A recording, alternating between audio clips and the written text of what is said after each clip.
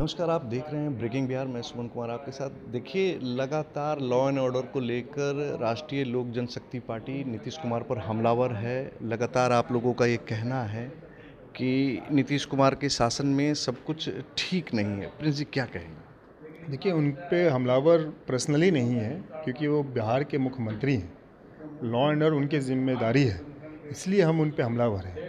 उनसे जवाब मांग रहे हैं कि भाई, इस तरीके की जो परिस्थिति बिहार में बनी है, कौन सा ऐसा जिला है जहाँ पे अपराध नहीं हो रहा है, खासकर दलित समुदाय को लेके। दिन दहाड़े पुलिसकर्मी भी सेफ नहीं है, 2 पुलिसकर्मी को मार दिया गया। सहरसा जिला में देखिए, एक राजकुमार पासवान टीचर थे, उनको गोली मार दिया गया। इस तरह की कई घटनाएं कई अलग अलग जिला से हम लोग को सुनने को मिलता है।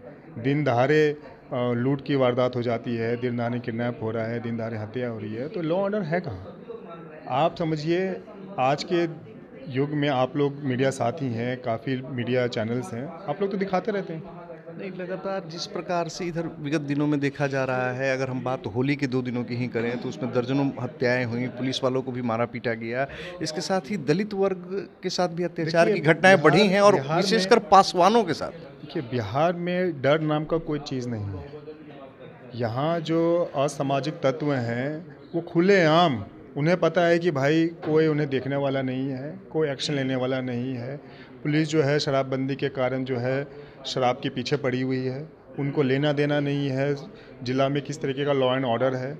इसलिए जितने भी असामाजिक तत्व हैं, जितने भी इस तरह के अपराधी हैं, खुलेआम घूम रहे हैं। दिन दहाड़े, अरे रात शाम तो छोड़िए, दिन दहाड़े धूप में बहरी सवेर वो ये काम कर रहे हैं, तो किस बात का डर है? तो ये देखिए, क्योंकि बिहार में एक बीमार सरकार चल रही है, ये बात छिपी हुई नहीं है। कुछ भी आप कर लो, आपके साथ कुछ नहीं होने वाला है, फरार हो जाइए कोई कांड करके। तो इसलिए बिहार सरकार को बदलना सख्त ज़रूरत है। अच्छा, लगातार देखने को आ रहा है इधर की आरजेडी नेता, आरजेडी से लालू यादव से आप लोगों की नज़दीकियां काफ़ी बढ़ते हुए जा रही है। हमने इधर देखा भी कि इफ्तार पार्टी था, कल चिराग पासवान के यहाँ भी था, लालू यादव के यहाँ था। आप और आपके नेता जो है लालू यादव की इफ्तार पार्टी में भी गए।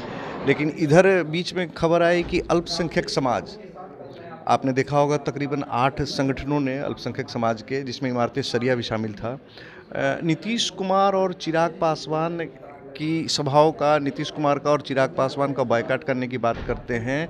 तो इसको आप वर्तमान राजनीति में किस तरीके से देखते हैं? ये देखिए, क्यों नहीं कोई करेगा? बायकॉट करने का ज़रूरत क्यों पड़ता है? जब आप उनकी बात नहीं सुनेंगे, जब उनके लिए काम नहीं करेंगे, जब उनको आप कष्ट पहुंचाने की कोशिश करेंगे, तो आपका बायकॉट क्यों नहीं करेगा? ये जो दलित विरोधी सरकार जो बिहार में चल रही है, तो पूरा दलित समुदाय और हमारा अल्पसंख्यक भाई जितने भी हैं, वो क्यों नहीं विरोध करें? अब हम एक सवाल का जवाब दे दिए, क्यों नहीं विरोध करें? दिन दहाड़े जिस तरीके से यहाँ पे अपराध बढ़ता जा रहा है और जिस तरीके से सरकार निर्णय ले रही है, ये साफ झलकता है कि भाई आपकी मानसिकता क्या है। तो इसलिए हम आप अल्पसंख्यक समुदाय की बात कर रहे हैं, 8 संगठनों की बात कर रहे हैं, हम कहते हैं आप दलितों में आप चले जाइए। कोई सब जितने भी दलित भाई हैं, सबको इसका विरोध कर रहे हैं। सबको इसका मतलब, आपका कहना है कि दलितों के साथ साथ अल्पसंख्यक समाज जो बिल्कुल, है बिल्कुल। वर्तमान सरकार का विरोधी हो गया है। बिल्कुल, बिल्कुल। आप चले जाइए, आप गाँव-गाँव जाके आप रिपोर्ट लेके देख लीजिए। आप जिस तरीके की सरकार बिहार में चल रही है, ये दलित विरोधी सरकार है, एक भ्रष्टाचारी सरकार है। आप किसी भी, आपको एक काम अगर आपको कराना है, किसी भी प्रशासन के पास चले जाइए, बगैर पैसे का काम हो जाए तो मेरा नाम बदल दीजिए। अच्छा, इधर देखने को आ रहा है कि आप अपनी पार्टी के प्रदेश अध्यक्ष हैं, आदरणीय पशुपति पारस जी आपकी पार्टी के राष्ट्रीय अध्यक्ष हैं। इधर विगत दिनों में बिहार के अलग अलग जिलों में आप लोग भ्रमण कर रहे हैं, और इधर आपकी सरगर्मी जो है, आपका राजनीतिक जो है दायरा जो है, राजनीतिक यात्राएं जो हैं जिसमें सरकार का विरोध विशेषकर आप लोग कर रहे हैं, तो काफ़ी बढ़ गया है।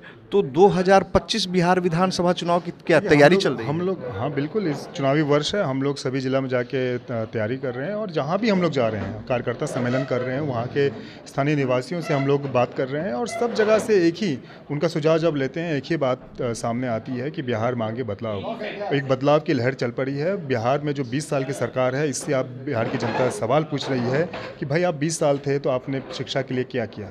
आप 20 साल थे तो आपने यहाँ की कानून व्यवस्था के लिए क्या किया, 20 साल से तो आपने यहाँ उद्योग के लिए क्या किया, 20 साल से थे तो आपने यहाँ रोज़गार के लिए क्या किया, 20 साल से थे तो यहाँ पे आपने प्लान के लिए क्या किया, 20 साल से थे तो यहाँ पे भ्रष्टाचार जिस तरीके से पनप रहा है उसके लिए आपने क्या किया, 20 साल से आप हैं जिस तरीके से अपराध यहाँ पे बढ़ रहा है इसके लिए आपने क्या किया।